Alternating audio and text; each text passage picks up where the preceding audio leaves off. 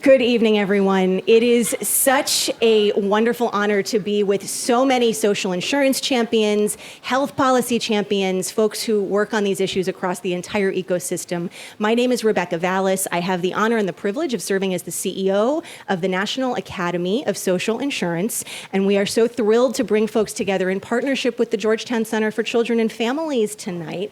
And I have to say, it is just such an incredibly complex and challenging moment to come together on these issues. But after talking with many people in this room and asking, how do we mark these anniversaries? The answer was everybody really needs to get together and frankly have a party. And so that's what we've done tonight. And we're really, really, really glad to be here with all of you.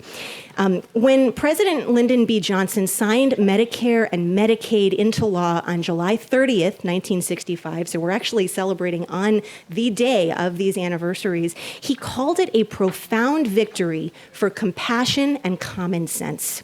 It was a time of bold policymaking, bipartisan cooperation, and a belief that government could be a force for good in people's lives.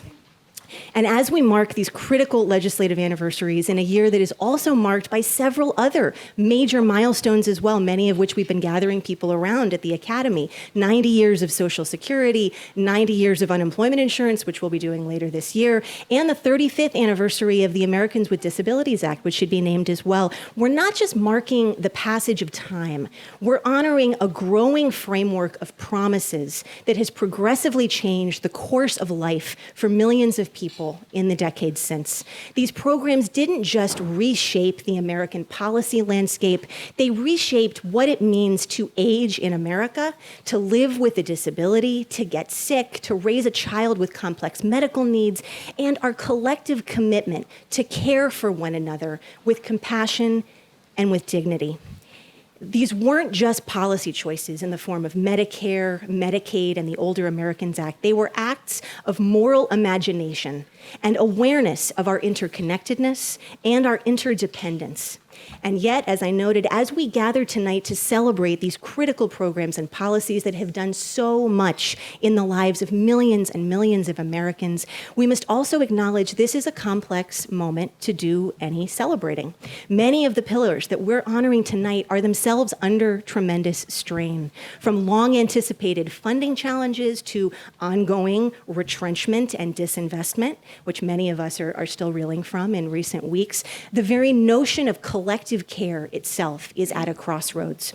But that's also exactly why it is so important that we gather tonight to remember how far we've come, to center what these programs mean in people's daily lives, and to recommit to the unfinished work of ensuring these promises are kept and strengthened and built upon for the next 60 years. So our hope for tonight is to reconnect to that shared North Star that we hold as a community, to reflect, to remember, and to really center the values that brought these programs into being and to the future that we're all still working together to build. So tonight's conversations, which we've curated, are meant to do just that, to ground us in the stories and struggles that brought these programs into being, to hold the paradox of both defending and dreaming, and to fill and refill our cups, and remind us that none of us in this room and none of us in this community working on these issues is in this work alone. So thank you for being here. Thank you for being with us tonight. And thanks to each and every one of you for the work that you do at some point and some part of this ecosystem every single day. And before we dive into Joan's remarks and the program, I want to start on a very, very, very heartfelt set of thank yous. First, to the National Academy of Social Insurance's Board of Directors. Please raise your hand if you're a board member. We have some with us. Huge thank you. They do so much, so much. And we're making some of them talk tonight, so you'll hear from them too. And I also want to recognize the Academy members in the room, many of whom are playing critical roles and have been playing especially critical roles across this ecosystem on these issues, and who really, in my opinion, are the heart of the social insurance ecosystem. Raise your hand if you're an Academy member. Lots of folks. We also are deeply, deeply, deeply grateful to the Georgetown Center for Children and Families for being our co-host tonight, and for helping to make this evening possible, and for welcoming us into this beautiful, beautiful space here at the McCourt School for Public Policy. And I also want to thank our partners in shaping this convening, many of whom are going to be speaking tonight as well. Justice and Aging, the National Council on Aging, the Medicare Rights Center, the Center for Medicare Advocacy, Matz, Blancato and Associates, Connie, Garner, Alison, Barkoff, the American Society on Aging, Elevance Health, and Caring Across Generations. And a huge thank you to the Commonwealth Foundation for your support in making this really a party. This is not us in a conference room because of Commonwealth. And last but not least, we need to thank our wine sponsors for the evening who are helping us turn this into an extra fun party. So big round of applause to King Family Vineyards, Horton Vineyards, Blenheim Vineyards, Stinson Vineyards, all beautifully curated by the Academy's very own sommelier in residence, who many of you may know happens to be my wonderful husband, in partnership with his new venture called the Drink Tank. See him if you're interested. Yes. So thank you all for helping us make this evening not only meaningful, but joyful. And that is what we need to remember we need to do in this moment. And now it is my pleasure and complete honor to turn things over to the wonderful Joan Alker, who leads the Georgetown Center for Children and Families and is a true champion for so many of the programs and policies we're talking about tonight. Joan. Thank you. Thanks so much, Rebecca. It's a pleasure to be here with all of you. And I think I'm going to go a little off script in the spirit of joy. I'm going to reveal an embarrassing fact about myself shortly. But first of all, let me say on behalf of the McCourt School of Public Policy, welcome to the Capitol campus. We are attached to this building. We don't get to be in this room often, but it is wonderful. And I think I couldn't agree more. We need some time to be together. For us at the Center for Children and Families, we are 20 years old this year. It's our 20th anniversary. And I know for me, I knew 2025 was going to be a tough year and an exhausting year, and it has not disappointed in that regard. But for me personally, I've tried to set aside time to try to enjoy some personal milestones and our 20th anniversary at CCF, and I'm going to talk about our principles in a minute. But I also finished a journey I've been on for many years now, which is I visited the 50th state just last month. Yeah. And my project sort of stalled out during the pandemic, but I was at 47 states when the pandemic hit. And then last year, I was really honored to receive the Andy Hyman Award at Grant Makers in Health in Oregon. So I had bizarrely not been to Oregon, which is very strange for somebody who does health policy. Of course, that was wonderful. And then at our annual conference last year, we have this amazing state partners from all over the country, and I met somebody from Nebraska. And Nebraska was one of my 2 states that I had left. So I said, you need to invite me to come give a talk. And she was like, done. And so immediately a symposium sprang to being about child and maternal health in Lincoln, Nebraska. And I went there. It happened to be right after the election. So I had gave them quite an earful about what was to come on Medicaid. So Nebraska was alerted. And then I had 1 state left, and that was North Dakota. And for those of you who are perhaps going to embark on a similar journey, North Dakota is a great state to leave for last. Because you can join a very special club. It's called the Best for Last Club. And if you go to the Tourism Bureau, which I went to in Fargo, North Dakota, you can get your picture taken with the wood chipper. And you get a T-shirt, you get a little certificate, and there's only about 7,500 people in the club. Now, I did go with my daughter, who's a law student, and she said, how do they verify this, Mother? I was like, stop. Okay, so this was kind of crazy, but it was June. I went with my daughter. We drove from Minneapolis to Fargo, North Dakota. The bill was, just like right there on the floor. It was a depressing, exhausting time. And I got to Fargo, and this was completely unplanned, but it was Juneteenth when I arrived there. And we walked down the street, and in the theater they were showing Do the Right Thing by Spike Lee.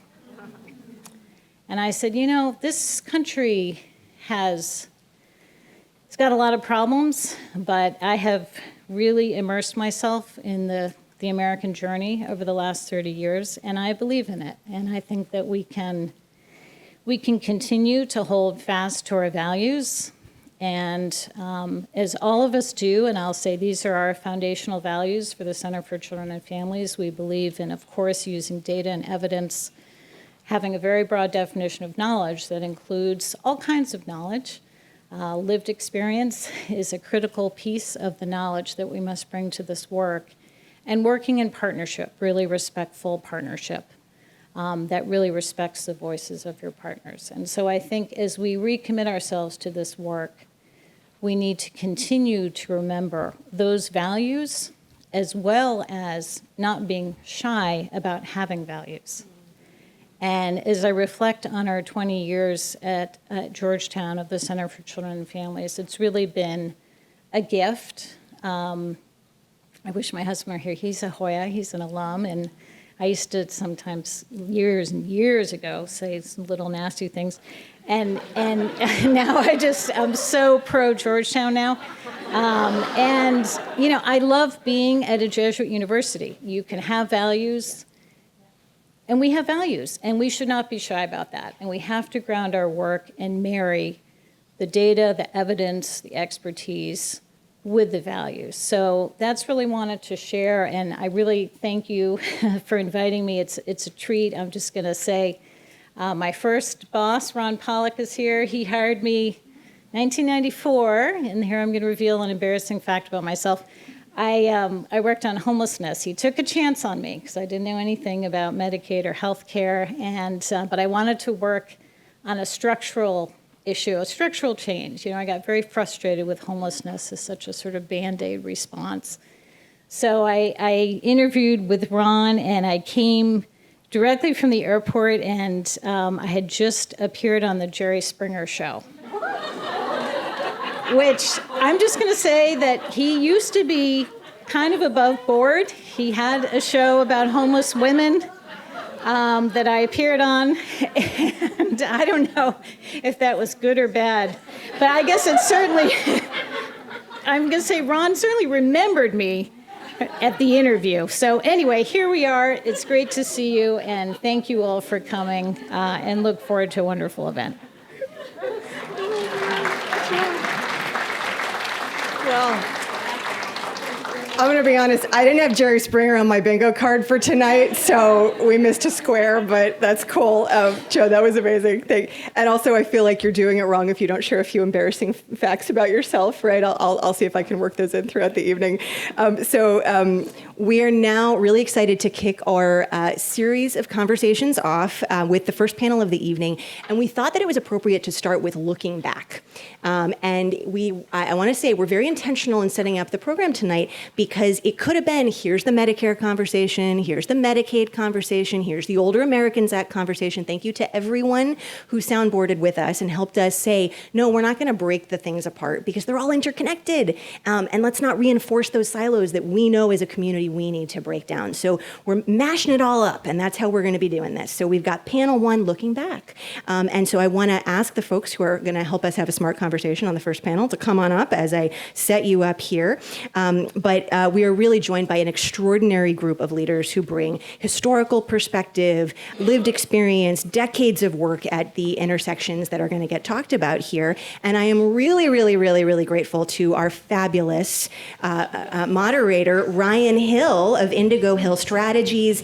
She is a longtime leader in all of these spaces who knows this work from all the different angles, and if you don't know her yet, you're doing it wrong, and introduce yourself after all of this.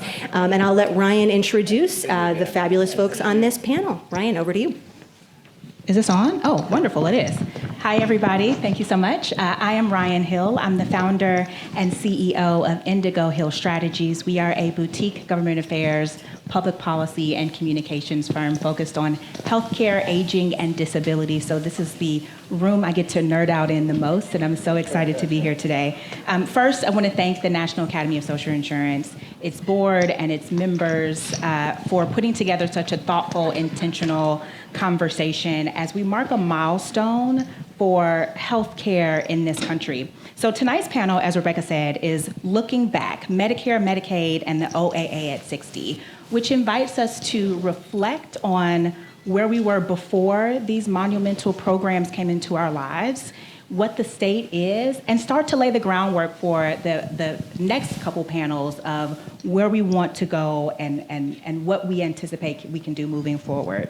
So we brought together a fantastic group of panelists, as you see before you today. I know you know them so well. They are some of my favorite people to learn from, read, and to listen to. So I'll start with Tricia Neuman, who is the Executive Director of Kaiser Family Foundation's Program for Medicare Policy. We have Stuart Butler, who is the Senior Fellow at the Brookings Institution. We have Elena Hung, who is the co-founder and Executive Director of the Little Lobbyists, who I see all the time on Capitol Hill, so it's so nice to finally see you outside of Rayburn and actually say hi. We have Connie Garner, who is the CEO of Garner Strategies, who I spent multiple conversations on the phone with, learning from in depth. And last but not least, one of my favorite people in this space, my mentor, who cannot seem to get rid of me, Bob Blancato, who is the president of Matz Blancato and longtime Older Americans Act advocate. I will say, in the spirit of the introduction, I don't have anything too embarrassing, but I will say, fun fact, I am in a Beyonce fan documentary, so if you have any Beyonce questions, let me know. I'm happy to answer them. I won't give you the link because it was about a decade ago. So why don't we kick it off with some questions? So Tricia, I will start with you.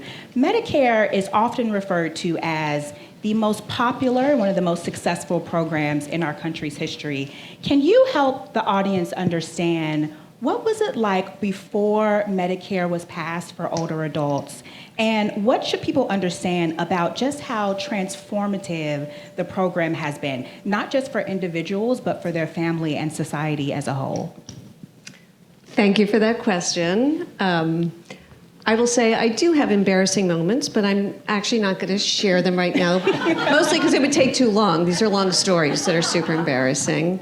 But I'm really glad to be here, and thank you for inviting me. And I'm so happy to be celebrating something, because it feels like we do need to be celebrating something. So the anniversaries of Medicare and Medicaid and the Older Americans Act and recently Social Security all are so important. I can't tell you from my own experience what the world was like before Medicare, but what I can say is half of all older people had no hospital insurance, and a larger share of them had no insurance for physicians or prescription drugs or any of the things that you get when you're not in, when you need medical care. So it was a real crisis in our country that created great strains on families. I have to say, I was talking to somebody just before the panel started who was saying, well, I remember what it was like because my grandfather was in the hospital. He had a serious illness, and my father was working to raise the money to pay for his hospital bills. My father had a heart attack and died due to the stress. So what we have right now is a program that protects us from that kind of stress largely. I mean, there are some issues, and we can talk about challenges. The one thing I would say also looking backwards is I was thinking about the first generation of people on Medicare. And these were people who were born before the start of the century. They lived through 2 world wars. They lived through a depression. And so I was saying, like, well, so what do we have in common with them? And what we have in common with them is a desire for retirement security, a desire to not be a burden on our children, and a desire to take care of ourselves well as we age. So Medicare has really done a very good job. As I said, it hasn't done a perfect job. There is more that could be done. It's a very popular program, and by the way, so is Medicaid, which we will talk about. They both poll very well in all of our polls. And in fact, Medicaid has become even more popular over the past several years. So I think people appreciate the value of these programs. The programs are essential for our healthcare system. In fact, one of the reasons, one of the propellants for Medicare was hospitals. We're paying for people who, it was uncompensated care. And so there was a desire to have people pay for themselves, and it was an earned benefit. Insurance companies did not want older people. They were expensive, so it was a failed marketplace. And we certainly don't want to go back into a situation where insurers don't want to take care of older people, including people, by the way, who are 50 to 64-year-old, who may be more at risk in the coming years. So Medicare has evolved over time. It needs to continue to evolve, but I think everybody who is on Medicare and approaching Medicare would say, thank goodness we have this program. Mm-hmm, mm-hmm. Thank you, Tricia. And as a quick follow-up question, what would you say is the biggest success of Medicare in its 60-year history? Boy, that's a tough one, but I really think it's just being there. I love that. Good answer. Elena, I'm going to go to you next, if that's all right. So Medicaid has been a lifeline for your family. Could you share more about your family's story and help us understand what Medicaid means for families with children with complex medical conditions? Hello, everyone. Happy 60th birthday to Medicaid. Little Lobbyists is a family-led organization advocating for children with complex medical needs and disabilities, like my daughter, and we just celebrated our 8th birthday. Congratulations. So I'm in the spirit of celebrating with all of you. And my daughter, Xiomara, who I think most of you in this room know, just turned 11 and finished the 4th grade. Wow. And so when I think about Medicaid, I think about those 2 milestones that were never, ever promised to a medically complex kid like her. Xiomara was born with a number of serious medical conditions affecting her airway, her heart, her lungs, her kidneys. She spent the first 5 months of her life in the neonatal intensive care unit. She uses a tracheostomy to breathe and a ventilator for additional respiratory support, a feeding tube for all of her nutrition, and a wheelchair to get around and explore the world around her, including Capitol Hill, many, many times. And so I see what is possible when we have Medicaid, right? I see it in my daughter. I see it in all of the Little Obvious children who were at one point told this life might not be possible, that you're incompatible with life is an actual diagnosis that a lot of our families have received, and it's a terrible, terrible thing to say to anybody. What most people don't know is that private insurance does not cover what kids with complex medical needs need. We had the best insurance, the best private insurance. It still was not enough to bring her home. Medicaid made that possible. Medicaid paid for the home care. Medicaid paid for the home nursing that she needed to be medically safe. Medicaid pays for her school nurse that is with her.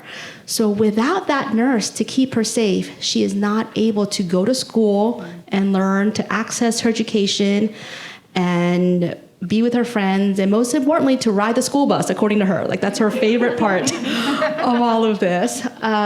Medicaid makes it possible for her to be a kid. And I see that in my child. I see that in all of the children across the country, really. Many who were here last week, and I think some of you were joining us on the National Mall last week. And it's a life-saving program, and I can't stress that enough. I was born in the same year as Katie Beckett, same month and same year. So it wasn't that long ago that a child like mine, on a ventilator with a tracheostomy, was stuck in the hospital in a medical facility and unable to go home. So it's because of Katie Beckett, because of Julie Beckett, that my child is able to run around and cause trouble and have an amazing childhood. So. Thank you. I just want to underscore something you said, which is that Medicaid makes it possible for your daughter to be a kid. I think that is a powerful and profound statement, and I think really underscores the necessity of the strength of the Medicaid program. You also mentioned Katie Beckett, which I'm so happy that you were able to make that connection. You know, when we think about community, right, and coalitions and people who help to move things along and push important policies forward, can you tell us a little bit about how coalitions in the, disability community, the aging community, and really amongst stakeholders across generations have been important to Medicaid policy making from your perspective? Oh, absolutely. I mean, we can't do this work alone. That's the first thing I'd say. We cannot do this alone. One of the very first things that we did when families like mine showed up on Capitol Hill to tell our stories was to partner with the disability community. It just made sense, right? We wanted to learn from disabled adults, and specifically from disabled adults who had been disabled since they were children, not a disability acquired later in life. And while that may seem obvious, it really wasn't. Historically, there's been this tension between disabled adults and parents of disabled children. And I wanted to make sure that we course corrected that we worked together. And from there, it was partnering with everybody else who was there. It was the healthcare organizations. It was the family organizations. We really had to work together. And I think when we fight for the most vulnerable amongst us, and I think about this in terms of medically complex children, when we fight for medically complex children, all children benefit, right? When we fight for disabled children and place them at the center, all children benefit. But when we just say all children, I'm going to do that in big air quotes, we're fighting for all children, what happens 9 times out of 10, medically complex kids like mine get left behind, they get forgotten. And that's not the way to do it. So the coalition work that we're doing is to make sure that we are fighting for all children, especially the ones who are most vulnerable amongst us. Thank you, and thank you for the work you're doing. Bob, I'm going to turn it over to you. You have such a great history with advocacy on everything, big fan, but especially when it comes to the Older Americans Act, which often gets less public attention than Medicare and Medicaid, despite being such a vital part of the lives of millions of Americans. Can you give us a sense of what life was like for older adults before the Older Americans Act was passed, and really what made it possible, what it's done to make the lives of older adults, families, and communities better since its passing? So you asked that question because you know I was around before the Older Americans Act. Ryan, thank you. Rebecca, thank you for this wonderful event. And it's right, we should be celebrating, it's great. The Older Americans Act, in the statute, it said it was passed in response to the lack of community social services for older adults. They didn't have them before the Older Americans Act. It was created for that purpose. And, it's been a remarkable law. I mean, if you want to celebrate, you should celebrate a law that's done everything it's supposed to have done. That's met its mission, met its purpose, and done it in a cost-effective way. A law that's been renewed like 15 different times. A law that's evolved over the course of time, going from, creating a nutrition program in the 70s to doing elder rights in the 90s to caregiving in the year 2000.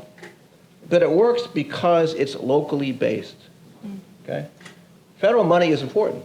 Okay? Federal money is very important, but the decision should be made at the local level, which is what goes on with the Older Americans Act. And the other part, from the standpoint of measuring things in today's terms, as much as I hate to say that sometimes, it's a great value proposition. This program has been a great value to the older adults it serves and to the federal government. The millions of dollars it has saved the Medicare Medicaid program is not known as well as it should be. So part of the reason with the Older Americans, it's the best kept secret. But if you pick a law and try to put a word next to it, the word I would put next to the Older Americans Act, it is a holistic law, and we're grateful for it. Thank you for that. I think, we often think about sort of all the care coordination, all the wraparound services that the Older Americans Act is just a part of whatever program it is, right? And one thing that you and I have talked about quite a bit is making sure that we can help to name, what services are funded by the Older Americans Act, which I think is incredibly important as we seek its reauthorization again in this Congress. Can you talk a little bit about the efforts to get it reauthorized in this Congress and how that's been so far?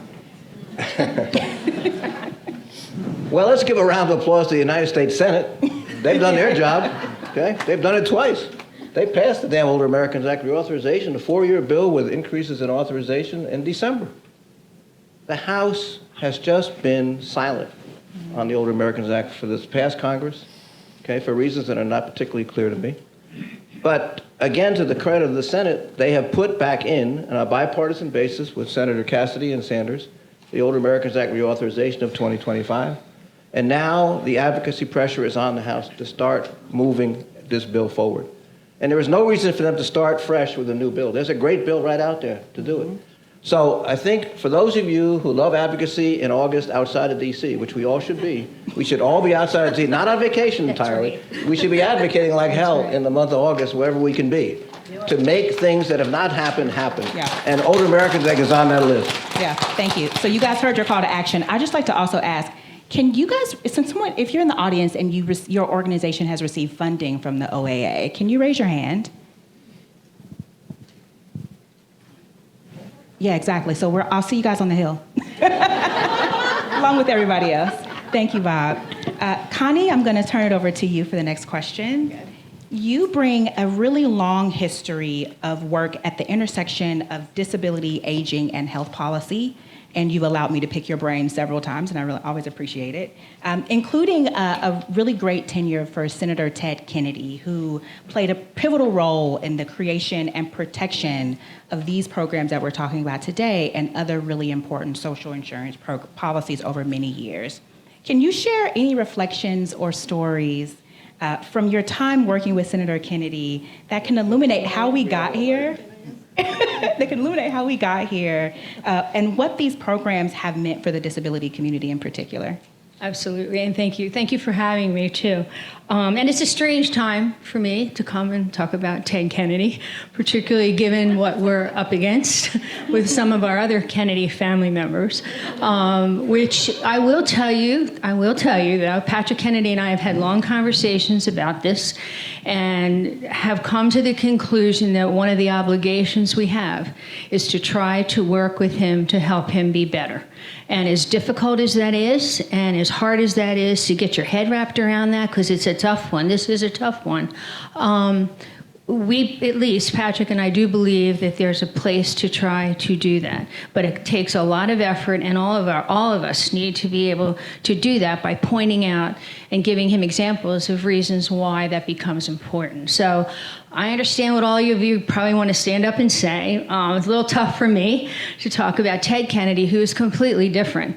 And people say, what do you think he would say if he was here? Well, I think that probably a lot of this would not have happened had he been here. But I don't know that. I do want to recognize, very hard for me also to sit here and look at David Nexon, who was Kennedy's healthcare person for a very long time, and the person who knows the most about Medicare is David. And so when I make mistakes, I want you to bail out and tell me that you're screwing up. It would be no different than the way we worked in our office. Deb, right? Deb Whitman, she knows that, all right? Tough place to work, but we really learned, I think, quite a bit. So let me, you wanted me some stories on Ted Kennedy. I'm happy to give it. Let me tell you about the first time I ever knew him. I was actually working for Judy Neuman in the disability community over at the Department of Education. And we spent a lot of time together, a lot of time in the zoo. For some reason. She lived right next door to the zoo, so we spent a lot of time in the zoo on the benches over there. But one of the things that, with Judy, that was really important was her respect for that family and what they had done. And so at one point, I became detailed from the Department of Education up to Senator Kennedy's office. So I will share with you my very first night of briefing him. And I did as much prep work as I could do for this. I mean, I did everything. I knew it was about IDEA, special ed. And I will tell you, in my mind, I don't put things in cubby holes because it all works together. For Elena's child, for my child who has a disability, it all works together. So to talk about education over here, and health, and care, and CAID, and I, and DI, makes no sense. It needs to be integrated across a continuum because of the way people use and the way people's needs arise over the years. So I'm sitting in the chair, and I'm all set to do it. It was 5 o'clock at night. I will never forget this. He's looking like this over his shell glasses. And he's trying to figure out me, the new guy, and I'm trying to figure out what I have to do it right. And I said to him, I said, well, Senator, let me go over with you about IDEA and special ed and go through the policy stuff. That was fine. Got to the end of it, and I said, now I can tell you about the politics on this as well. And he turned around and he said, Connie, I've been here almost 40 years. I don't need you to tell me about the politics. Okay. Never again did I do that unless asked. But I never forget walking out of there just being absolutely devastated that I worked so hard to get that briefing right, and that's what happened in the end. But the thing that always strikes me, and what he said in the end of it was, I don't want to hear about the politics. What I need you to tell me is tell me about real people. What is it that they need? What is it that they want? And so for me, looking back on my almost, except for 3 months, 20-year experience with him, when I think back on that, what comes across to me is his absolute commitment to real people.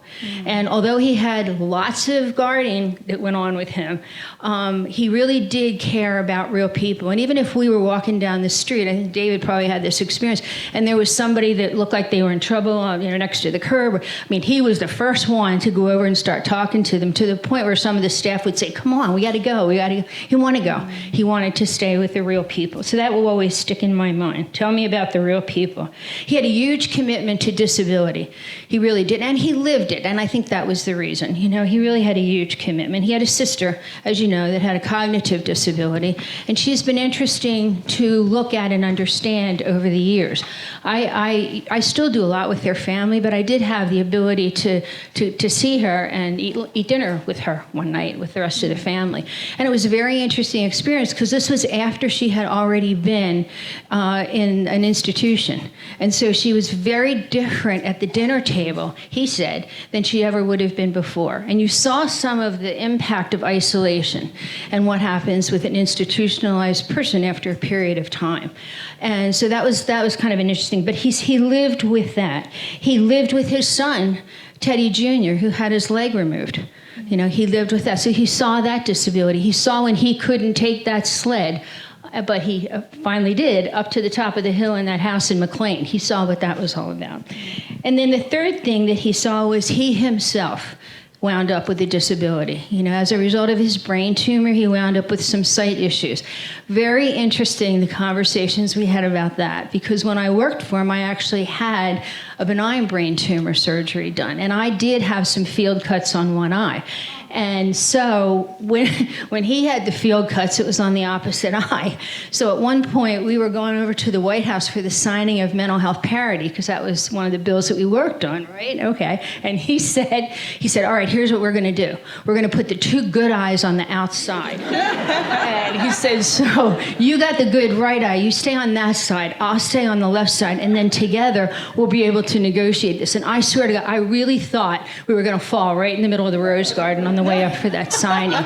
But he dealt with, and he was a difficult patient. I'm a nurse practitioner by trade, pediatric and neonatal, so know all about the neonatal unit. And he was a bad patient, there's no question. I mean, you think he was tough to work for? I want to tell you, he was a tough patient. And at one point, he really needed to walk a lot. And I remember we were trying to make the rounds to get people to support mental health parity, and he kept riding in the scooter thing like a big golf cart around the Capitol. And I said, you got to get out and walk. You have to walk. So we picked 6 big blocks in the Capitol, right? You know how they have big blocks on the floor. And then that would be it. We were going to walk on the blocks and walk back on the blocks. And so he would yell and scream and curse at me. And he's walking the 6 blocks, and then he would come back. And his wife said, try to work with him, Monica, because he won't do it for me. So see if he'll do it for you. So we played with the 6 blocks. The night we went to the signing of the parity, I was fortunate enough to get invited to eat lunch at his house. And he had a great lady who worked for them, and she made the best tomato bisque soup I've ever had. And so we went over, we had the tomato bisque soups. Before we left, and this is kind of mean that I did this, but before we left, he said, I want you to see something. I'm like, okay. And he walked up the steps of his house, right, to the top floor, to the middle floor, and then walked back down. And I said, that's so awesome. I said, that is so awesome. See what happens when you can walk? I said, your only problem is going to be that now the health insurance people aren't going to pay for it anymore because you have gotten to the point of function. He's like, what are you talking about? I said, no more. You're not going to get it anymore. I said, but, you got this far. He said, what if I might get worse? What if I get worse? I said, well, try falling down the stairs because that'll give you an incident that then they'll look at and there maybe you will, from a medical necessity point of view, say you need it. He was so taken back that was what occurred in the health insurance industry. No offense, Merrill, but he was so amazed at that then it got into the conversation of why do you think we're trying to do Class Act? That's the reason, because we need a program in this country that cares about function and preventing deterioration, just like the T in EPSDT. Henry Waxman did the best thing ever when EPSDT came out with a T defined as that, because that's what's missing. In the end of the day, we don't have what we need to maintain function and prevent folks from getting in more trouble. And so that's what all of this conversation was about with class. Well, he was very committed to class. He then got the picture. And so, it was just real fun. He was just so fun to work with. But the issue of real people was so intense for him. And that was and it didn't matter whether we were working on mental health or HIV or, any of the other health, even education for that. It was always about the real people, the real kids, the real neighborhoods, and what was going on with all of that. And so I think, one other story that was really fun for anyone who's in the disability community may have known of a fellow named Fred Fay. Fred Fay was a guy who was from D.C., and at 16 years, and this is what we keep talking about all the time. Nobody in this room or anybody out there on the street knows who they're going to be 24 hours from now. Mm-hmm. Yet this country will not invest in the fact that you need to have something more than we have right now. And acute illness and injury is not going to do it. But you don't know who you're going to be. You don't know who you're going to be. Judy Fader and I were doing a presentation one time during the day when the Boston Marathon happened. And she turned, and we had just talked about the fact that people don't know who they're going to be tomorrow, and yet this country is one of the only countries that will not invest in that effort. And so that was a whole thing that we had lots of conversations about that. Fred Fay was a person who, when he was 16 years old, he was a very good gymnast. And when he was 16 years old, he fell off of a trapeze. And he wound up being, he didn't have it all, but he had some of it. I'm trying to think. He was paraplegic. And so he was really an awesome guy. He was in Massachusetts when we knew him, and he computerized his entire house to the point where he was in a motorized bed that actually went through the house. And he had computers everywhere. I mean, this guy was amazing, absolutely amazing. And he was a huge disability advocate, and he made a huge difference in this country to bring forward the fact that people are entitled to stay home and live in a community, and with the right services and supports, they can do that effectively. So we went to visit Fred, and we watched him in his wheelchair, and we watched him in his motorized bed go all the way through his house. We ate dinner with him, and he said something that Senator Kennedy never forgot, and I never forgot it. He was talking about accessibility and how important it is, and you've had some of those conversations this week with the ADA and the other kinds of stuff that's going on out there. And he said, every curb is a Berlin Wall. Wow. And every time I drive, and then I had this problem with my leg, and now I know he's really right. Every curb is absolutely a Berlin Wall. And it's very hard to get through. And Kennedy never forgot that. I don't think I ever forgot it either, because it really was quite a statement that he made.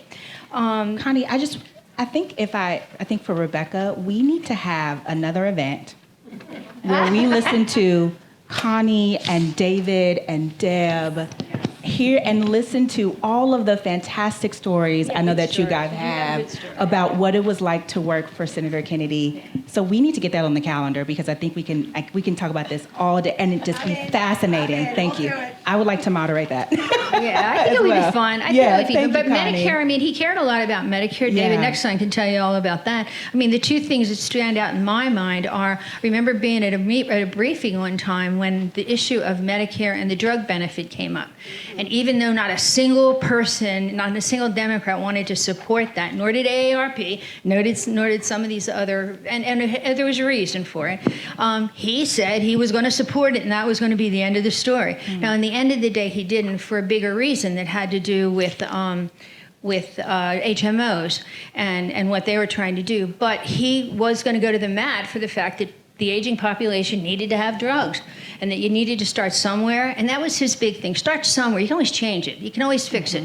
But you got to get your foot in the door and start somewhere. And so that was a big thing for him. I love that. Connie, thank you so much for sharing that. Okay. That's really important. All right. I think one thing that really stood out to me is the importance of real people, right? And, for the folks in the audience, I really want to send home the message that we each have our own lived experiences, right? And we see each other's lived experience. And we need to make sure we bring all of that to the table as we're thinking about how to be better advocates, how to be better storytellers, and how to really move the needle on some of these things. So unlike Senator Kennedy, I do want to talk about the politics next. So Stuart, the last question is going to go to you. So in addition to your work at Brookings, in addition to your decades of work shaping social policy, you bring a robust history as a historian and a thinker in this space. You spent many years seeking common ground across party lines. Medicare and Medicaid have both strongly enjoyed bipartisan origins. When we think about bipartisanship, I think nowadays it feels so far away, but would love to hear your thoughts on the importance of bipartisanship in the creation of Medicare and Medicaid and what needs to happen in order to stay the course there. Sure. Well, I think one thing to understand is the passage of Medicaid and Medicare was not a sort of a kumbaya moment of everybody kind of walking hand in hand into the sunset and togetherness. It was the result of hard bargaining by particularly Wilbur Mills, the Ways and Means Chairman, and of course Lyndon Johnson. And they were dealing with, in both parties and also organizations like the AMA and so on, a broad consensus that something had to be done, but very, very different views about how to do it. You had the social insurance, the more progressive social insurance, people looking for a single payer system. You had the AMA saying social insurance is socialized medicine, and we're going to have nothing to do with it. You had southern states saying, I don't want Washington telling us what to do. So you did not have the ideal situation to get bipartisanship. Well, this is where Lyndon Johnson's skills, just triumphed. I mean, Lyndon Johnson was able to get people to come into his office, and whatever they were for, he convinced them he was totally for that. And absolutely, and would work throughout his entire life to make sure it happened. And we just had to make a small tweak to get the votes we needed in this subcommittee. And you could depend on him that he was with them. And and that's exactly what he did. And so what you ended up was with not a consensus about a broad vision of exactly how healthcare should happen, but a patchwork of very, very different approaches to dealing with the same issues. So you had, of course, Medicare Part A as a classic social insurance program with payroll tax and so on. You had Medicaid. You had Medicare Part B, which was a private insurance, voluntary system, and it had appeal to that population. You had the states, many of them struggling, of course, to deal with the reality of people without coverage, and then being told by Johnson and others, well, we'll give you a little bit of money from the federal government to help you if you'll expand this from elderly people to poorer people generally. So it was all kind of put together as a package like that. And Johnson always used to say about legislation, pass their damn bill and we'll fix it later. And his view was that once you got this patchwork through, then they would work on fixing it over time, but get it done first, rather than getting the perfect done first. And that's critical to really understanding, I think, all of this. It's also critical to understanding why, when you have a patchwork, the problem is that not everything fits well. Yeah. There's gaps, right? It's like on the London Underground. Mind the gap. You've got to just, there are holes for people to fall through. And of course, the history of Medicaid and Medicare since then, since its initial passage, has been pushing to deal with those gaps. And each group that supported one particular vision of the future has continuously pushed for its vision to be the dominant part of the whole program. So expand Medicaid to up the income level. Look at bringing Medicare down the age level, have a social insurance. This is what's been going on. And of course, what we've been doing is adding bits as we go along. If you think about Medicare Part C and Medicare Advantage, adding disabilities in through Medicare, which was a program for the elderly, but as a social insurance program worked much better for people with disabilities. So it's been that kind of mix. So it's very important to think about this as neither, like I said, a kumbaya moment, and even though Johnson had a staggering success in his 64 election, of course, you just did not have the votes there to have one particular vision dominating.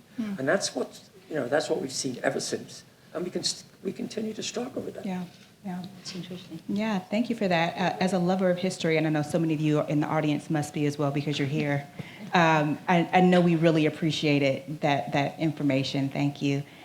It's really clear to me that Medicare, Medicaid, and the Older Americans Act have touched nearly every family, every life, and every community in this nation. I'd like to thank our panelists for bringing such depth, clarity, and heart to this conversation today. I really appreciate it. And I'd also like to thank our audience for being present and for listening and for continuing to carry this history forward. Thank you all. Thank you to our panelists, and thank you all. Thank you. Thank you.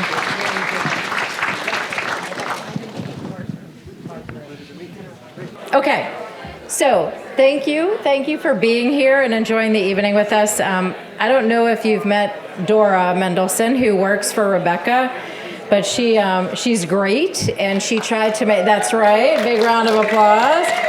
So she tried to make cute little, very professional cards for me. She offered, because she's lovely, and for note cards so I'd look more professional, and instead I'm like here with my 50-point font, right, on like pieces of paper looking disheveled. So that's how this went.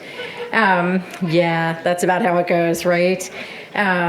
So I would say definitely get a drink, because I'm really just here to fill in when Rebecca said I could make comments, and they put in here that I was making interstitial remarks. I was like, well, I will do this only so I can actually use that word in a sentence and not have to spell it, because that was a newbie for me.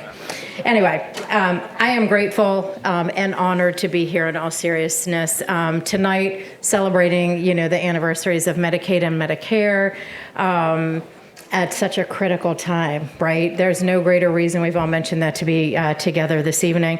And also as a board member of the National Academy of Social Insurance, and getting to spend my time with Rebecca and so many of you who are here. And as someone who's worked, right, across both aging and disability, and somebody who has a disability, that is me, and I am pushing 60. So I feel like I'm like right here in the interstitial, can I use that there? Not really. Home of this. So thank you. This is a really important time. Also, thanks to the panelists. The first panel was just amazing, and I know this second panel that's going to come up here is equally as amazing. We have come a long way. We really, really have. We have leaders like Alison and others in here who have just done incredible work. People before her, Bob, we can't name them all. When we name people, we get in trouble. So that's the last time I'm going to do that. We have an incredible legacy to carry forward. right? We're here tonight to do that. The Academy's partners. This is a beautiful venue. I mean, you can see the Capitol. We're looking out at the, flags. We've got it all here in a beautiful venue. We have great wine. Thank you, Phil. I liked the white that was over there. We just need to get the name. And the Commonwealth Foundation. So we have the Georgetown Center for Children and Families that we've heard from. We have the Commonwealth Foundation, who both made this evening incredible, as well as Rebecca and her leadership and the whole Academy team. It is a privilege to serve with them. So we've been reminded, right, that Medicaid, Medicare, the Older Americans Act didn't just happen, right? They're a hard one. They were people-powered. Right? We are people powered. Connie talks about the real people. We are the real people. Right? We are why we are here. It is us. It is our families. It is our communities. Right? It's the people who come, ahead of us. We want to keep this together. Right? We want to build on this. We want this progress to take us to the next step, not to revisit it. So we have a lot of work to do. It is a deeply human impact. Right? It's also a deeply human impact that we get to make when we do this work and we do it together. We make independent living possible. We make choice possible. We make healthcare possible. And we can do that with care and dignity. We can do that with care and dignity, even in the hardest of times, which we may actually be in right now. So at the same time, we got a lot of families with a lot of challenges ahead of them. And together, we need to find a way to build that foundation, to expand and enhance the foundation that we have today, to get us to the next step. Medicare, right? We talk a lot about Medicaid, but the impact on Medicare going forward could be very significant as well. So there is no better time for us to be having conversations and hearing people, to be looking back and to be looking forward, and to be getting up tomorrow with these calls to action and acting upon them. There are a couple of people in here I'm going to LinkedIn connect with. I think there are some great meetings to be had. I hope everybody takes that opportunity to do that as well. We have to reflect on our commitment. Some people say recommit. Some people say commit. Just commit. Take the call to action and work to create change. We have an opportunity to shape and inform. We have to be heard. Our words are being measured, but our words are going to be impactful, and we can align on those. We can repeat ourselves. We can make a difference. It is part of the action. And we're also bridging, right? I mean, people with disabilities, people who are aging, we have different times in life that we encounter disability. Some people are born with disability. Some people acquire it. We're all hoping to age. It is a privilege. We use it. We should use it. But the intersection is there. Right? The intersection is there. We see it, we know it, we learn about it, and we bring it together. We do not need to be siloed. Our healthcare isn't siloed. We've made a little bit of difference connecting bodies and minds together, right? And realize that mental health isn't separate from your healthcare, right? And even though Connie took a pot shot at me, on the old healthcare thing, we do have a huge opportunity to shape healthcare. That's what this is about, and those related services. Where are people living? How are we getting around, right? What are we doing? And to make that change together.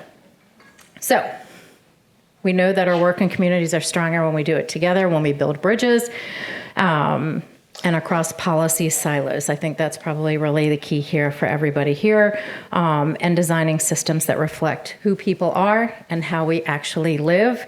So our next panel, the next conversation, is just about that. What comes next, right? How do we prepare and protect what we've built? How do we repair what may be eroded? And how do we reimagine what's possible? Because it is possible. We've done it. We're going to try to retain it. We will certainly rebuild if we have to. So I'm excited for the next panel, for the smart and compassionate leadership they all bring to the work. Again, I have spent my career working to center disability in everything we do, and in aging in everything we do. Those lived experiences that we bring to the table, that we bring to policy, that we bring to healthcare, that we bring to community living. And And I believe more than ever, right in that shared future that depends on our ability to acknowledge one another and build systems that affirm our experiences as the foundation across the life course. So we are fortunate to have an amazing panel. I don't know where they've gone. Daniel? Yes, yes, yes. All right, we got you right here in the front. Come on up, Daniel Wilson of the National Council on Aging. We are honored to have you as a partner in tonight's event.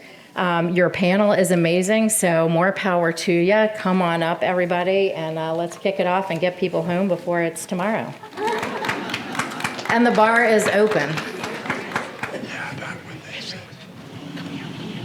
Thank you.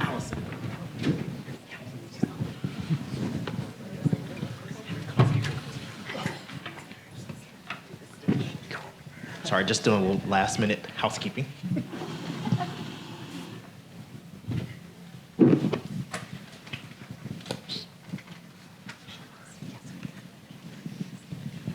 Well, good evening, everyone. I think that, as we talked about earlier today at the beginning, that it's really important for us to take time to celebrate. I know many of us in this room, we are knee-deep, heads down, and dealing with the day-to-day, which can be so daunting in this day and time. And one of the things that I've been really struggling with, and I talked to our CEO, Ramsey Alwyn, about this in more recent times, is how do we think about moving forward? The day-to-day is so heavy right now. We talk about Medicare, we talk about Medicaid, we talk about the Older Americans Act, we can talk about CSEP. I won't talk about CSEP, but I will. It's just so much. And so being able to take this time and be with these great panelists to talk about where do we go is really a fortunate opportunity and a time that I see is well spent.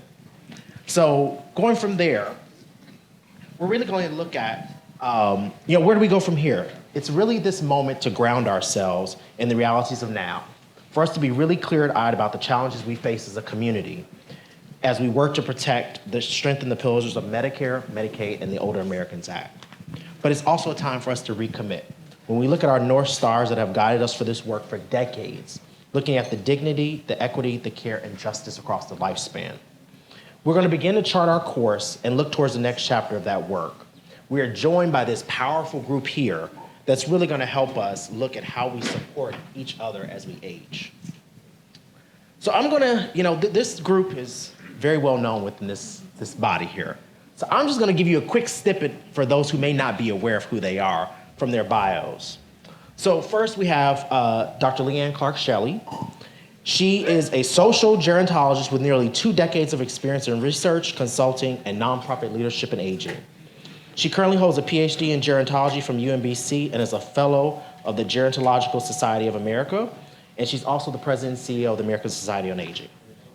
Sitting next to me, we have Henry Claypool. He's the principal of Claypool Consulting, a disability policy advocate.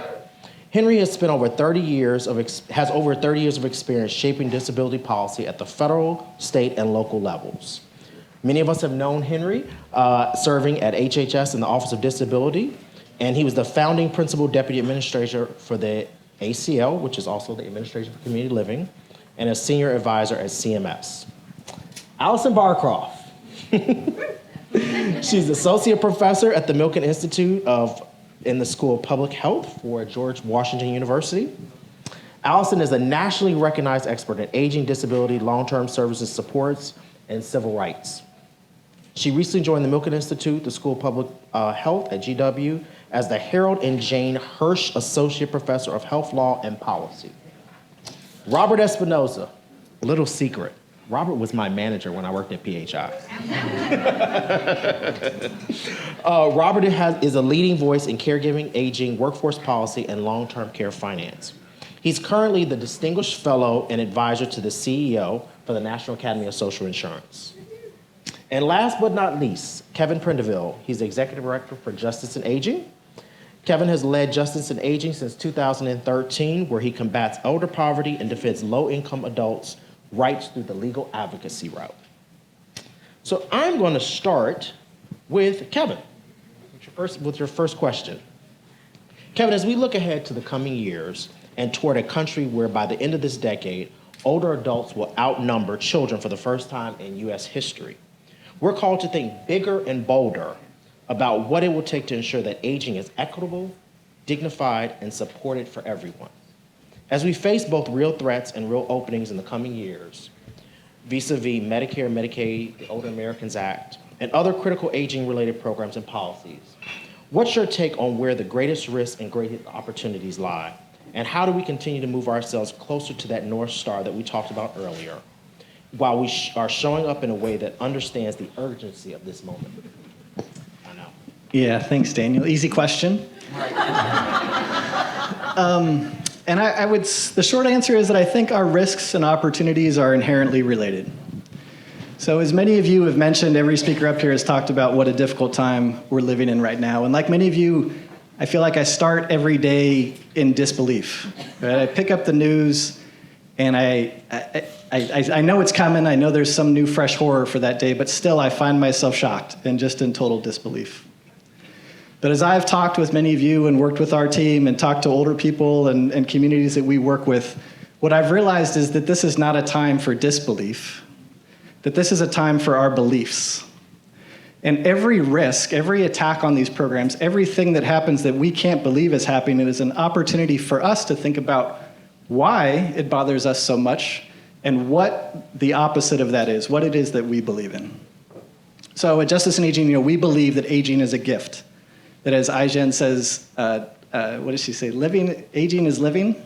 That all of us are valued. All older people, people with disabilities add value to our lives. And that we should be funding programs that they rely on, not cutting programs that they rely on. We believe that Medicaid and Medicare and the Older Americans Act are a tremendous achievement of our country over the last 60 years. And something we should be investing more in and expanding more in, not cutting it to pay for tax cuts for billionaires. We believe that we're getting older, that the country is getting older, and that we need to be investing in and expanding the Older Americans Act instead of making programs worry about whether that grant funding is coming and pulling back from those. We believe that all of us are entitled to basic human and civil rights, and that the government shouldn't be attacking and terrorizing communities that are part of our communities, our families, our neighbors, people we rely on every day. So these are the things that we believe in, and we think the fight for those beliefs is paired with the fight against what's happening that we can't believe in. That the defensive work we're doing right now is related to offensive work that we will do in the future. That these are, we talk at Justice and Aging, I talk, I'm not sure about the rest of the team, I talk a lot about sports. And that in sports, that when you're playing on the defensive side of the field, it's related to the offense that you'll play later. The policy analysis we're doing now to understand why a cut to Medicaid is particularly bad for our communities is policy analysis we can use in the future to explain why we need to make investments and expansions to those programs. The relationships that we're building, the partnerships that we're relying on in these fights in the defensive work today are the partnerships that we're going to rely on the offensive work tomorrow. And I think what we need to be really focused on now as we move through these years in the defensive posture, but with an eye towards the offensive opportunities later, we need to be doing two big things. We need to build policy, and we need to build power. And in both of these cases, the risks that we're facing now are creating opportunities for us. So in building policy, we need to be thinking about the bad things that are happening that we want to undo later. We need to think about the things that are being broken that we want to rebuild. And we need to think about the things that we never imagined before. And those gaps that were talked about in the patchwork system that we've had now, we need to think about the opportunities we have to do something totally new and different that takes us beyond what we'd imagined and had in the past, because we know that we weren't all the way where we wanted to be. And then in building power, we need to engage and activate and involve more people in communities, not just in DC, not just fights on the Hill, but across the country. I think Bob was talking about that we need to be advocating everywhere, all the time, all at once. What's the movie? Everywhere, yeah. And we have an opportunity now to take stock of why things feel so hard, to take stock of why things feel so bad. I've said in some other rooms with all of you, I look at a crowd like this, which is just wonderful to be with all of you, and I see in every one of your faces something we've achieved that's at risk now. And I think that's why the risk feels so hard now, because I know what all of us did together to get to where we are. And we need to use this moment of feeling incredible risk to build that strength, to build that engagement so that we have the power to use it later to advance better policy to make these programs even better in the future. Thank you so much for that, Kevin. Alison, you have worked in aging, disability, and caregiving for many years. And as we look at where the fights are in Medicaid right now, what should we be thinking about in this room? How can we mitigate loss now? And as Kevin talked about, starting to look beyond this administration, what should we be thinking about and what should we be doing now? I really want to build off a few things that Kevin said. First, the vibe in this room, I think people need community now more than ever. And I really look across this room, people that I have been in foxholes together for decades, but with almost everyone in this room the last 6 months. And before I talk about, what we need to do going forward, I want to give just gratitude and praise for what everyone did the last 6 months. We are the ones who brought Medicaid and what it means, the faces of what these policies mean, out to the public. We are the reason that bills were discussed at 3 a.m. about Medicaid because people knew we were watching. The coalitions that were built across aging and disability and providers and labor have been incredible. And everyone needs to just kind of take a breath in of that strength and community as we think about what's ahead. So I want everyone to just first start by giving a big round of applause for everything the collective we did, because it's amazing.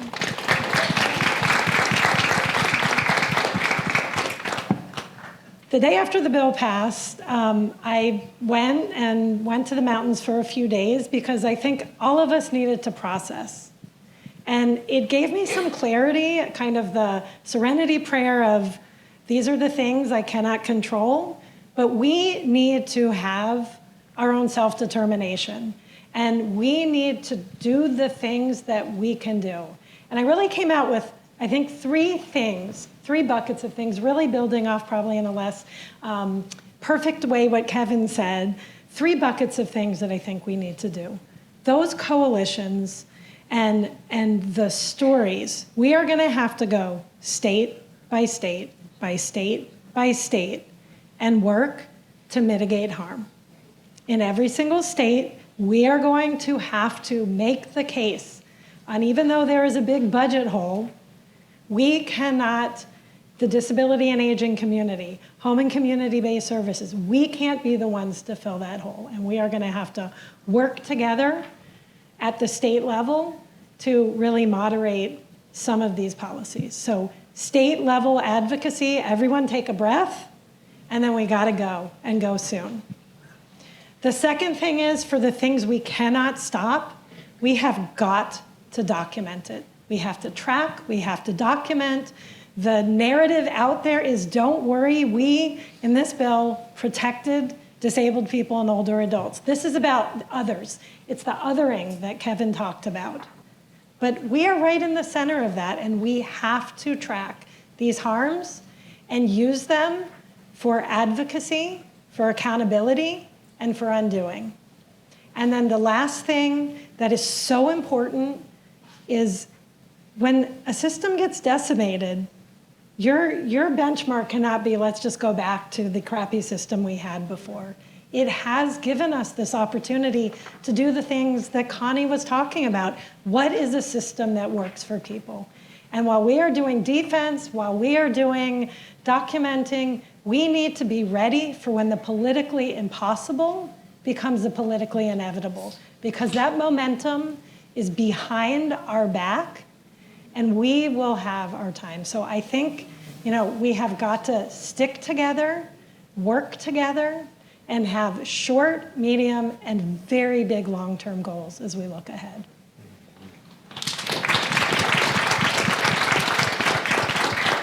Thank you for that, Alison.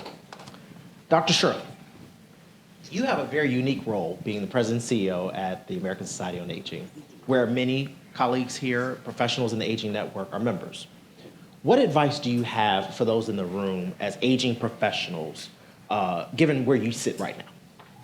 Yeah, the American Society on Aging, it is a unique association. Very few members of ASA are creatures of DC.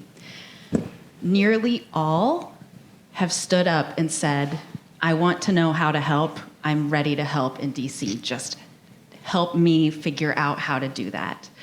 So it's been a challenge and a really important time pulling together people in new ways around shared common missions and calls to action. And I was thinking about, what do I want people to know from ASA's perspective? What advice do I have? And it occurred to me that among ASA's membership are probably some of the most, I would say, intensive users of social insurance. What do I mean by that? Many of our members are working in jobs either partially or wholly funded by a social insurance program like Medicare, Medicaid, or older adults. They're providing services to people who rely on these programs. They have family members who rely on those programs, and they themselves may be on Medicaid or need to be on Medicaid very soon, or one of the other programs. And if you believe, like I do, that better policy and programs are designed with the people who experience them, live them, and need them the most, those are the people that we need at the table. Those are the people who are not in DC but need to be, and who we need to make room for, because they understand how to do it better. They understand how the systems have never worked for many of us, and who they have worked for, and what we need to do to make sure that that parity is achieved. The other piece of advice I think I would say is around awareness. We ran a poll with Ipsos a couple years ago. 4% in a nationally representative sample, only 4% of adults knew what the Older Americans Act was. There's a lot of awareness work to be doing. We're primed for it. We are primed for it right now, I think. But we can't stop there. I think we also have to tell the why. We have to tell the relevance. We're not feeding people for the sake of feeding people. We're not giving people transportation just because it's the right thing to do. It is the right thing to do. But we're doing that so that they can go live full lives with their grandparents. They might start a business. Older entrepreneurship is growing right now. And just because you receive an Older Americans Act meal doesn't mean you can't do that. These programs are worth investing in because our lives are worth investing in, as long as we're lucky enough to have them. Awesome. Thank you for that. So, Robert, a big part of your work at the Academy involves reimagining long-term care and the aging systems in the U.S. to be a part of the larger caring economy. What should we be thinking about as policymakers? Look at the next big idea and build a system that can adequately meet the needs of our aging population. Yeah, it's an important question, and I want to share a very, very quick story that happened to me about a month ago. A cousin of mine, who is also a very close friend of mine, she began going through the process of moving her mother into a nursing home in southern Colorado. There are not many options of high-quality nursing homes in that part of the state, and she was probably the most mature of her family members to lead that process. And so she began investigating the paperwork, she began speaking with caseworkers, with people in different nursing homes. At the same time, her mother was dealing with a pretty severe mental illness. As she was going through this process, she started calling me. I think like many of us, the resident family expert on long-term care, healthcare, even things I don't know anything about in this topic. And she reached out to me, and she was really, really emotional. And one thing that I noticed is that her emotions veered between the emotion of seeing a mother who is dealing with severe mental illness go into a nursing home that may or may not be as high quality as she wants it to be, and all of what that brings up, and the emotion of having to go through this confusing, scattered Medicaid system that may or may not offer her the funding and the support that she needs, right? And when I think about what an ideal, fully resourced LTSS system looks like, I imagine a system that supports people in both dimensions, right? It ensures that older adults, that people with disabilities, that family caregivers, and that direct care workers are properly resourced through an LTSS system, regardless of what that financing option or options look like. But it's one that also sees the human dynamic behind it, the psychology of what it means to reach older age, to incur a disability, to live in an environment where we are all interconnected, and frankly, so are our barriers and disparities, right? And so that's, I think, part of the vision. There's been an incredible amount of work that's been done over the last few decades on what it means to create policy options that properly finance LTSS and different approaches, from public coverage to private market incentives and other kinds of approaches, to state-based social insurance programs like what we have in Washington State. And we're living in a time in which Medicaid is highly strained. It's politically contested. We've seen some major losses. We still need to protect and expand it. But if we are in a moment, as Alison implored us to think about, what does an ideal system look like, then we should think about an ideal, properly resourced system. The final point I'll make is that I worked for 10 years in looking at the realities of direct care workers. These are about 5 million home care workers and nursing assistants who support older adults, people with disabilities, in a wide range of settings. And the primary reason that those jobs remain low wage, insufficiently trained, few advancement opportunities, high turnover rates, et cetera, is because the system, the primary payer of Medicaid, doesn't offer the kinds of reimbursement rates to employers, and it doesn't set the right wage levels at a competitive level that allow workers to thrive and employers to retain workers, right? So that system should make sure that workers are at its very center. I will say, when Robert talked about his story of his cousin, we think that we know the healthcare and the aging system, but you wait until a family member gets sick, and you are like a neophyte and have no clue. No clue. So just imagine if we are well versed in policy and the inner workings, just imagine someone who's not. They have to be absolutely frightened out of their minds to navigate this complex system. So Henry Claypool, we're going to end with you. Henry, you've been at the forefront of disability policy for decades. We're living through a moment when many of the gains and hard-won by disability advocates, especially around the community integration and access to home and community-based services, are facing renewed and even historic threats. What's your assessment of where we stand in the arc of that work today, and what do you believe the next frontier needs to be? Yeah, I think I've got a lobble there, but thank you, Robert. And thank you to my panelists. They're also inspiring. I want to take the energy and keep going. Building somewhat off some of the remarks, I wanted to share one example of the partnership work that I think Alison referenced and that we need to be doing. And it has to do with the financing of Medicaid. And these sources of financing in provider taxes or state-directed payments are not always viewed as above board by some. And it's largely because I think those views are held often by people that really either don't understand how under-resourced the program is or want to keep it where it is, just barely getting by. And so these financing mechanisms have been created to allow the states to really begin to offer the types of services through hospitals and even into our community-based system that so many of us here on the panel advocate for.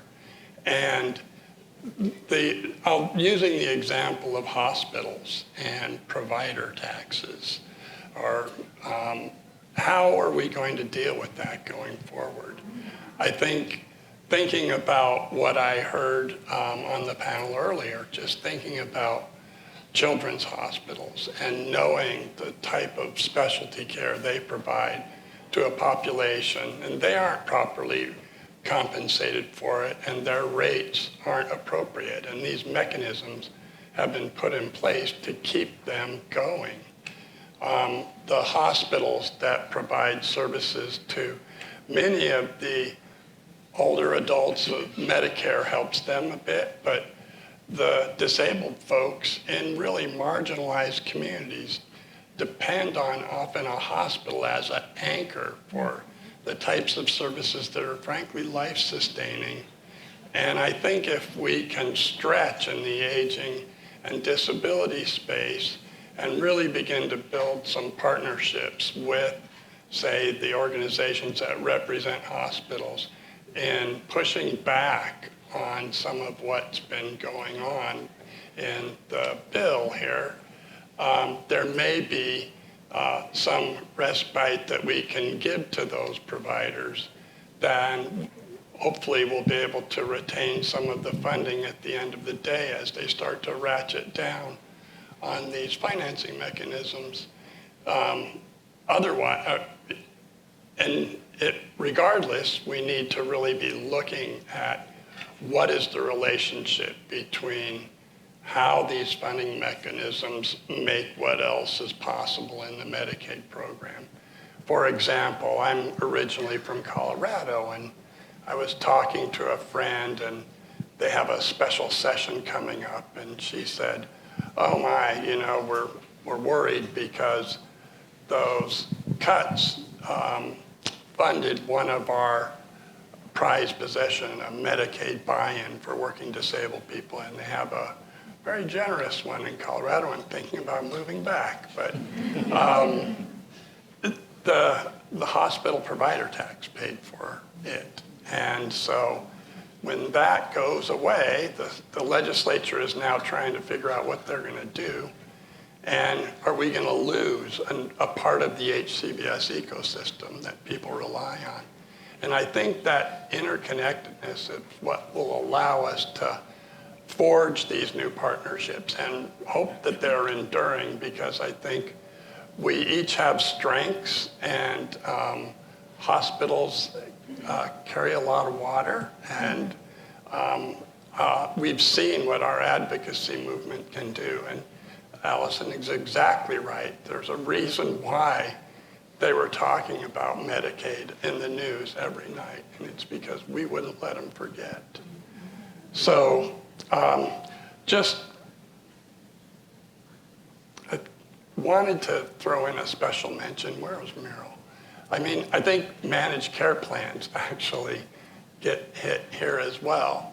And fortunately, there are some existing relationships with the plans and our advocacy work.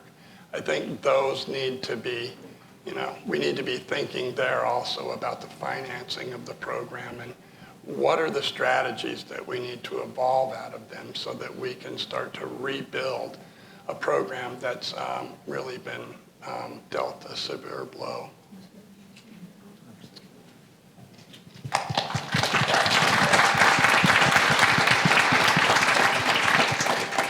So, as we listen to each of these individuals here this evening who is deeply steeped in the work that we do, there are three consistent themes that I hear. I hear advocacy, I hear partnership, and collaboration. And, I can't help but look at Alison.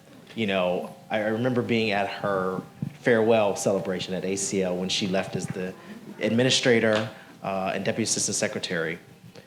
And I'm sure you never imagined you'd be stepping into this world, this chief advocacy world.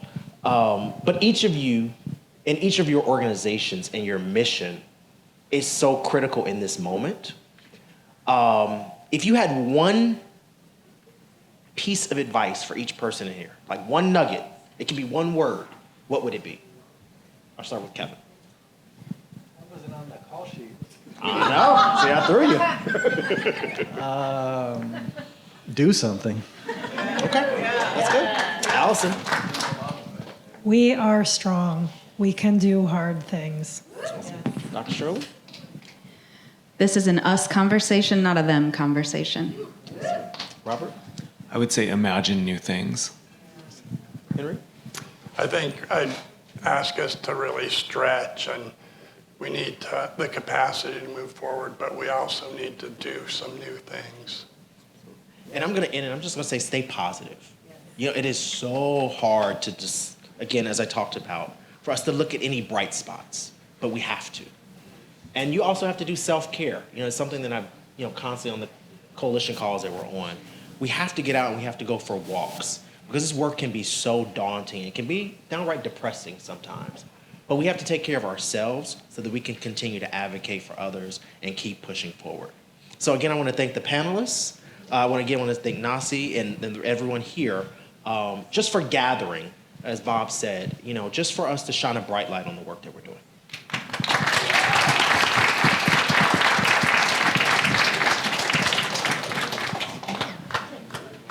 All right, friends, we're almost done, but we're not done giving advice. And so we're going to do a very quick closing lightning round with three amazing people who are leaders in this work, but also leaders in philanthropy.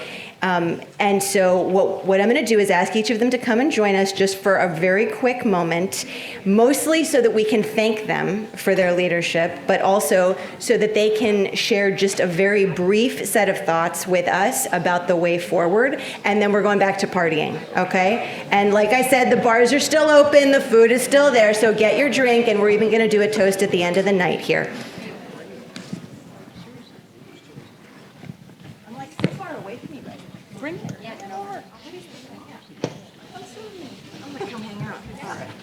Okay. So 3 names who need no introduction in this room, but just a huge thank you to Gretchen Jacobson at the Commonwealth Foundation for making tonight possible, and she's here with us. Yes, please applause. Ronnie Snyder of the John A. Hartford Foundation, and Narda Apachki of the SCAN Foundation, 3 people who are very well known in this space. And so I'm going to throw one question out to you guys, just to share any thoughts to close us out with after all of the heavy thoughts that have been shared with us tonight. And I think a big theme that's really been shared tonight is staying connected to the long view, even in the face of a lot of challenges.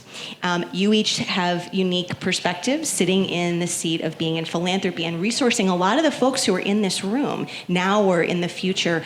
From your seat there, what advice do you have for this crew as we look to the next chapter, and what's resonated tonight about what we need to be carrying forward with this work? And Ronnie, I'm going to go to you first. Awesome, thank you. It's a pleasure to be here. We're going to be so short. Narda and I already agreed that we have no embarrassing stories to share, so plus number 1. Okay, so I would actually like to start by recognizing our foundation works on aging. We talk about celebrating aging, we talk about longevity, and I would like to celebrate the longevity of the folks who've been in this field for not years, decades. If you've been working on these issues since Medicare, Medicaid, Older Americans Act began, would you stand up, raise your hand, shout out, whatever it is. If you can stand up, stand up. We would like to celebrate you. I see a lot of hands, actually. That's a lot of hard work. And that's one of the things I'm taking from tonight, is the beautiful teamsmanship, the advocacy, and what's been happening in this field.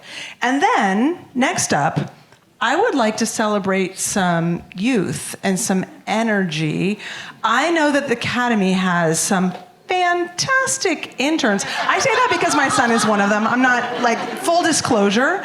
But through him, and frankly, not only through him, I have learned about the incredible quality of the young people who are stepping into this work, who are about to engage with all of us. So if you're an intern with the Academy, or let's do this. If you are younger than 30 and you're working in this space, stand up, raise your hand, step forward. Oh, stop, not you. They're hanging out in the corner back by the lobster rolls, because that's where it's at. So I really just want to recognize that this is not an old issue. It's an issue that we are all on right now in this moment, and we're doing what we can to pull together and to celebrate this field. I so appreciate that, Ronnie. Narda. Well, first, I just want to say I did not stand there because I didn't want to disrupt the panel, but I am, in fact, quite young, in case you couldn't tell. No, but I really appreciate the question, and I really appreciate all the panelists who've spoken before us. And I think, honestly, a lot of what Alison said really resonated with me in terms of really ensuring that we are tracking the current moment, making sure that we're identifying some of the challenges that are to come and the real impact that it's having on real people. At the SCAN Foundation, one of the things that we are really committed to and focused on is ensuring that everything that we do is really grounded in the lived experience of older adults. I would encourage all of you, I won't be offended. Please pull out your phone right now. Look up thepeoplesay.org. It's a platform that we are very proud of in terms of collecting stories and enabling folks to be able to search through people's lived experience with some sort of systematic rigor to really bring attention to how some of these programmatic changes really impact the lives of people. And as we think to the future, I think, again, going back to real lived experience, when these programs were conceived and discussed and enacted, it was just a different time. And it's not a political exercise to necessarily be thinking about what the future could look like.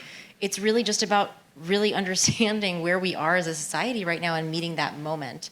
There's one of the older adults that works with us on that People Say project joined us last week at the Alliance for Health Policy meeting in DC. Their signature series this year is around aging.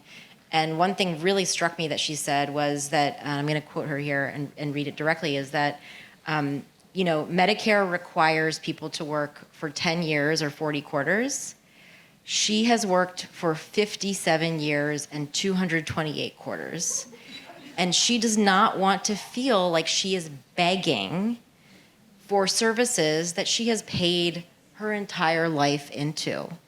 And so it's just time to revisit, just like any business would, just like any organization would, right? Like, time evolves and we have to meet with the time. So I would just really encourage us to talk with the people who are living this day to day and see how we can better meet their needs. Narda, thank you for that. And Gretchen, you're going to bring us home, which I have to say is no small thing considering how many brilliant people have spoken tonight. So you have the blessing and the curse of getting the last word. Well, then hopefully I'll keep it really short, which would be great too. So I would say, one of the themes that has come up over and over tonight in many different forms is really the importance of people forming partnerships, working together, even in looking across diverse partnerships and people that you haven't worked together with before. I think that only strengthens everything that people want. Is to try to work together and to sort of build something greater. The great thing I would say about all of, speaking as from foundation perspective, is foundations sort of have the luxury of not having to move where the things are the hottest at the time, and they can kind of stay the course and really help build things over time. And I think that's really where a lot of the health foundations really are now, is sort of we're here for the long term. We want to help to build something really good, regardless of how long it takes to get there.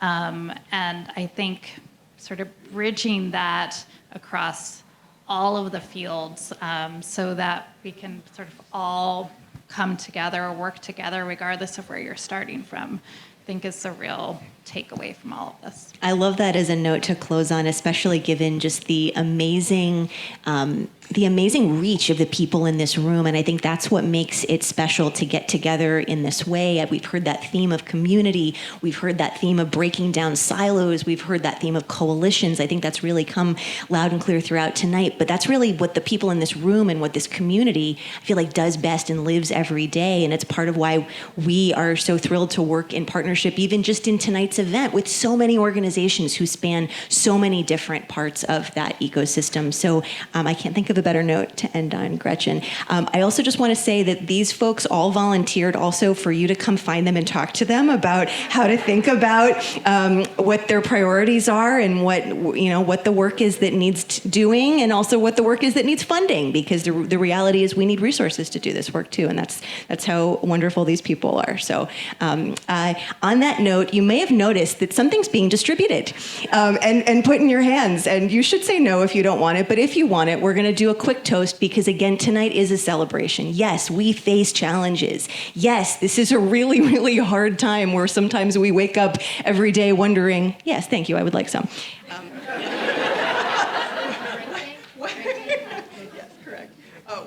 What challenge might this day bring, I will say diplomatically. But tonight is also a celebration, because we've come really far, and this is not a short fight. This is our leg of the race, and we do it together. So thank you for being here tonight. And here's the toast that I propose with whatever you are drinking. To the architects that came before us, to the advocates and public servants, and here's to the public servants who hold the line today, to the dignity and security these programs provide, the people they exist to serve, and to the future we are still building, one that honors the interconnectedness, the interdependence, and the worth of every single one of us. Cheers to Medicaid, Medicare, and the Older Americans Act. And a huge thank you to everyone who made tonight happen. Now go back to partying. And thank you to the drink tank for helping us make it a party. Phil's over there if you want to compliment him on the wine.